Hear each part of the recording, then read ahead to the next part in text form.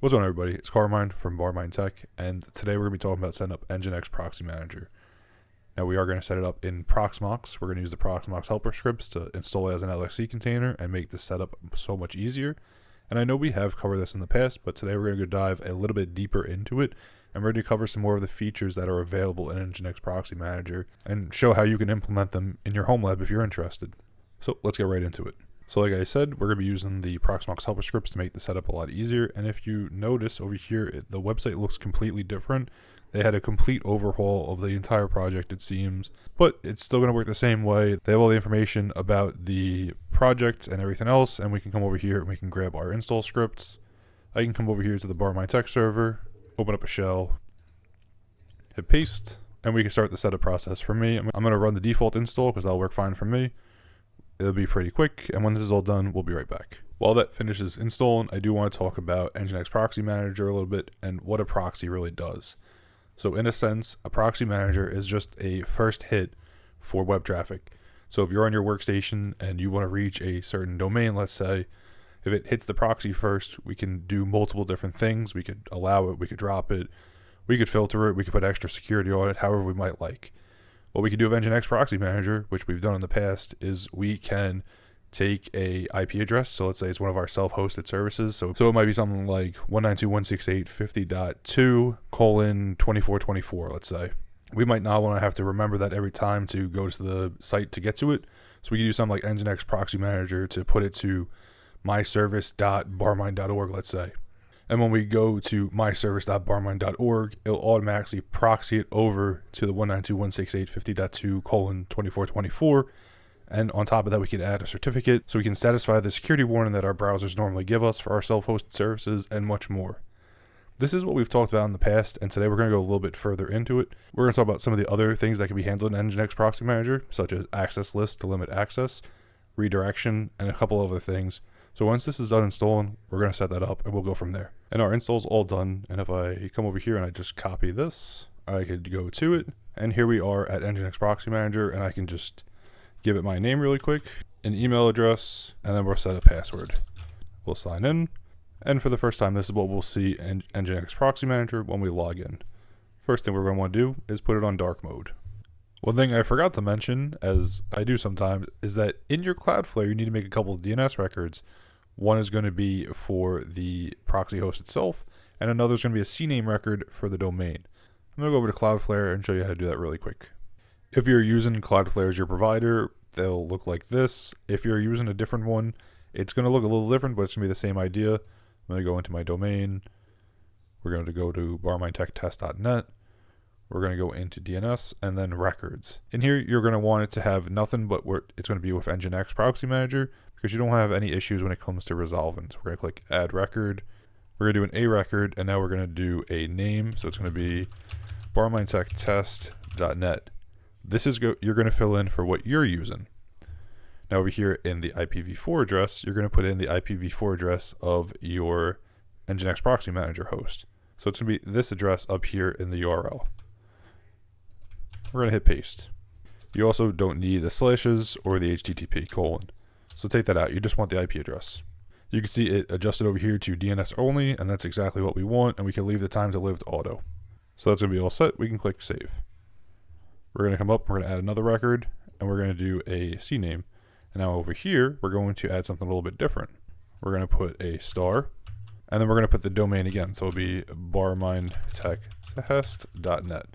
And we're going to uncheck for proxy because we just want DNS. We'll leave time to live to auto again. Again, this is going to be filled in with whatever your information is. So it'll be your IP and your domain name. We'll click save. Now we'll have two records that will reflect properly. And I'll just keep in mind, DNS could take a little bit of time to propagate. That's fine, but we should be okay to go back over to Nginx now. So the first thing we need to do is add our domain and get a certificate for it. Now, we probably don't want to use one domain per service. We probably want to use our one domain for all of our services. And to do this, we could do it with a wildcard cert, it's called. So we can come to certificates. We're going to click add certificates. And we're going to do it with DNS. So in here, we can type in our domain. So mine is barminetech.test.net. I'm going to click create. And then we could do star.barminetech.test.net. And we'll click create again. Our next option is going to be a key type. And over here, you can see it says RSA is widely compatible. ECDSA is faster and more secure, but may not be supported by everything. Being that this is going to be used for internal services, I'm fine using RSA. I'm going to just use RSA 2048. And now over here, enter our provider. So for me, it's going to be Cloudflare. At this point, you're going to have to go into Cloudflare and get an API token. It's super simple. It can be done under your settings, and then from there, you can just add it in. Over here, you need to add a propagation seconds, and you might need to do something like 60 seconds so it can do the DNS check without failing. I'm going to get this info, and I'm going to run this test really quick. Okay, so that took about a minute or so, and now over here, you can see I was issued my SSL cert. It just goes through Let's Encrypt, it goes through Cloudflare. It's going to tell me when it expires. It's not being used currently because I have no proxy host. And then over here, we can either download our certificate or we can renew it right through Nginx Proxy Manager. This will be really handy as it's going to make a really simple way to continue to renew that certificate as needed. If you're going to use other domains or anything else, no worries. You could just do this process again and add it again. Now we're ready to go back to our dashboard, come over to proxy host, add a proxy host, and we can add something back. So I'm going to do nginx.barmindtechtest.net. I'm going to click to add it. If you don't click to add it, it's not going to come up. So make sure that you click to add that so it works. We'll do HTTPS. Now this is going to be the IP address of what we're working with. So for me, it's going to be .230 and the port's 81. Now it says publicly accessible, but just keep in mind it's not because it's not opened out to the public. This is just saying there's no limitations through Nginx Proxy Manager that's going to limit access to it. We're going to come back to this later on. There's some other options where we can cache assets, we can block common exploits, or WebSocket support. We'll just leave this for now. One thing I do want to mention as you add services, the scheme for HTTP or HTTPS may vary depending on your service.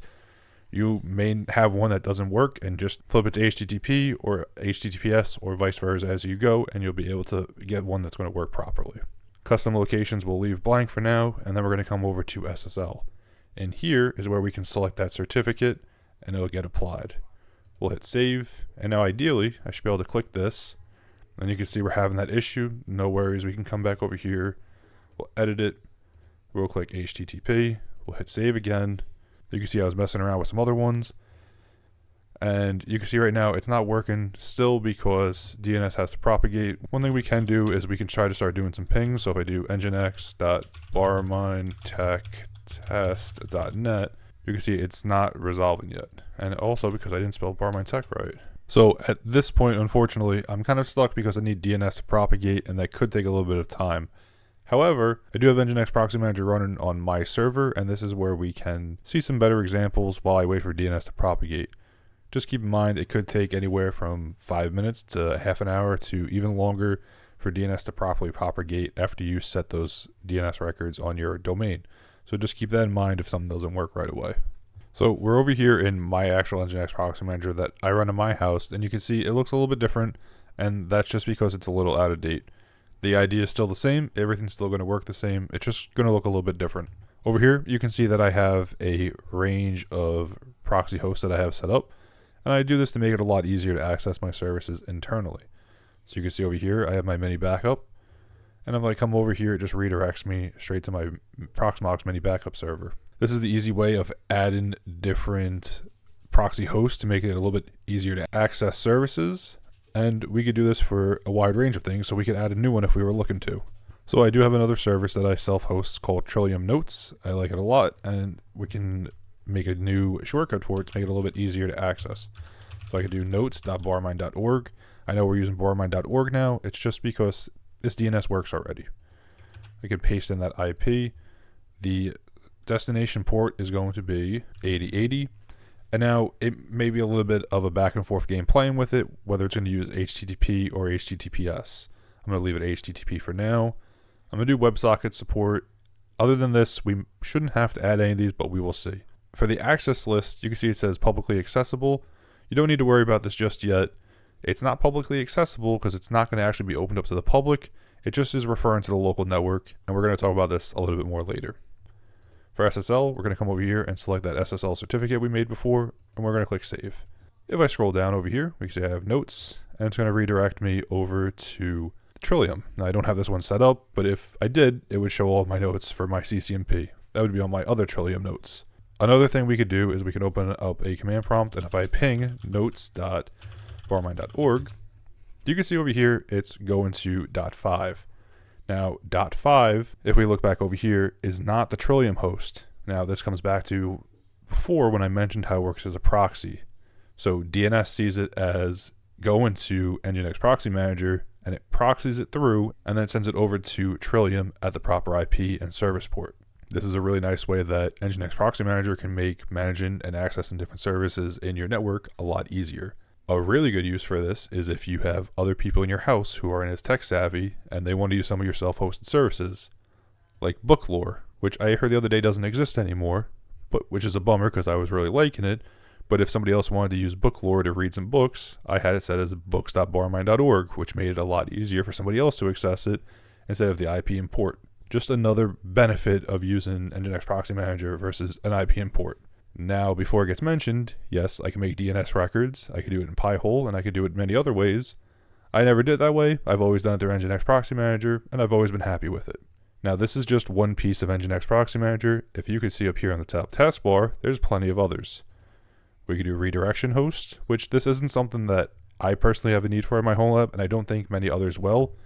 What we could do is, let's say we host a web server or something, we could have it that if an old web page has gone down or is no longer used, we could set it that if we still want to have it out there that people are using, we could have it that it will automatically redirect them from the old URL over to the new one. I don't have a good example for this because I don't have any old URLs that aren't being used anymore. Over here we have streams, and now what this could also do is pretty much forward traffic over to another computer over for service port. So we can add in a new service port, so we can set a random port, and it will forward it over to a host and the port we want to go to. So we could do something like Minecraft or other game servers, let's say. That's exactly what their example is, whether it's a game server, FTP, or other stuff.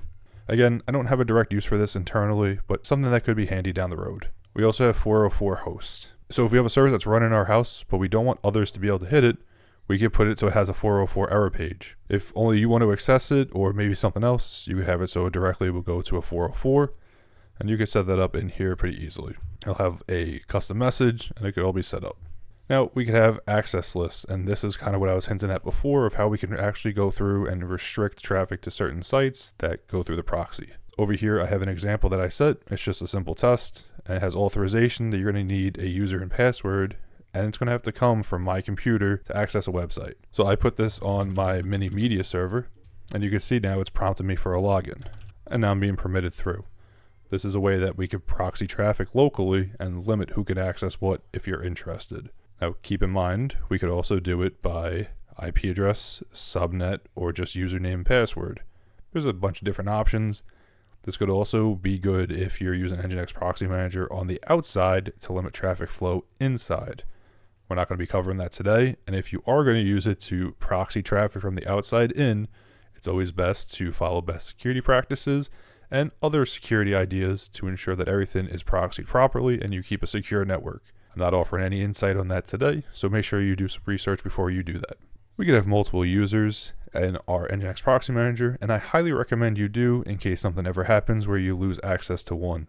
I would suggest having 2 administrators with strong passwords just in case I've had issues where I've lost my password, I've had some sort of corruption in the database, and that's why I have 2 Carmine accounts. Next is going to be our audit log, and in here we can actually go through and we can see details of who made what and what they did. Even better, we can see the actual config from Nginx Proxy Manager in here. Unless you're in an environment where you have multiple people doing work, you probably won't really need to do much auditing, but it is nice to have. Finally, it's just our settings, and this is going to be the default Nginx site, and you could say it's a congratulations page. You could edit this, and you could adjust it to whatever you like. They give you a few different options. But that would be how we set up Nginx Proxy Manager, a little bit more detailed than we have in the past. Nginx Proxy Manager is a really good tool to be running locally, and like I said, you can use it on the outside to proxy traffic to the inside if you are interested. I would recommend doing some research into that before you do so. Like I said, one really convenient thing about Nginx Proxy Manager is I no longer need to remember the IPs and ports. I could just go over to a URL or a domain name and get into my service. However, the bad thing because of this is I no longer remember the IPs or service ports for the majority of my services in my Homelab anymore. So it's a guessing game of what's what IP and what port it uses. But I guess that's just a problem for me. never really used all the other tools of Nginx Proxy Manager in the past, and it's good to know that there are some more that I was leaving out for no good reason. As always, I want to thank you all for watching. I'll see you in the next video, and as my buddy Don would say, hack till it hurts.